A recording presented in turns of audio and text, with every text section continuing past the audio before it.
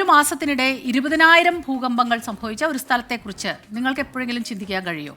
എന്നാൽ അങ്ങനെ ഒരു സ്ഥലമുണ്ട്. തുടർച്ചയായി ഉണ്ടാകുന്ന ഭൂകമ്പങ്ങളിൽ ഭയന്നിരിക്കുകയാണ് അവിടുത്തെ നാട്ടുകാർ. ആ റിപ്പോർട്ട് ഒന്ന് കാണാം.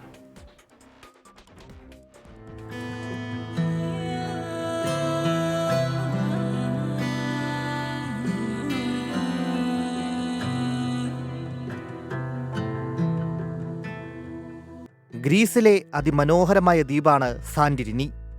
മനസ്സ് നിറയ്ക്കുന്ന കാഴ്ചകളുടെ ഭൂമിക. പക്ഷേ ഈ കുഞ്ഞു ദ്വീപ് ഇന്ന് വിറങ്ങലിച്ച് നിൽക്കുകയാണ്.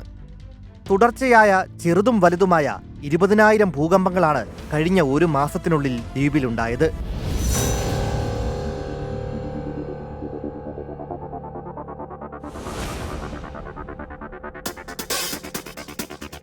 തെക്കൻ ഈജിയൻ കടലിൽ സ്ഥിതി ചെയ്യുന്ന ഈ ദ്വീപിൽ സജീവമായ അഗ്നിപർവ്വതങ്ങളുണ്ട്.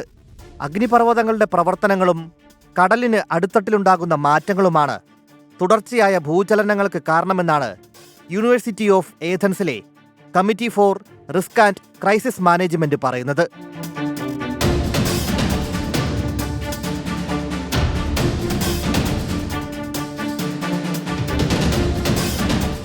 പതിനായിരത്തോളം പേരെ ഇതിനോടകം തന്നെ മേഖലയിൽ നിന്ന് മാറ്റി.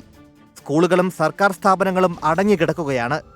മുൻപ് സുനാമി ബാധിത മേഖലയായിരുന്ന ഇവിടെ ഭൂചലനങ്ങൾ കാരണം സുനാമി ഉണ്ടാകുമോ എന്ന ആശങ്കയിലാണ് ജനങ്ങൾ. Research desk 24.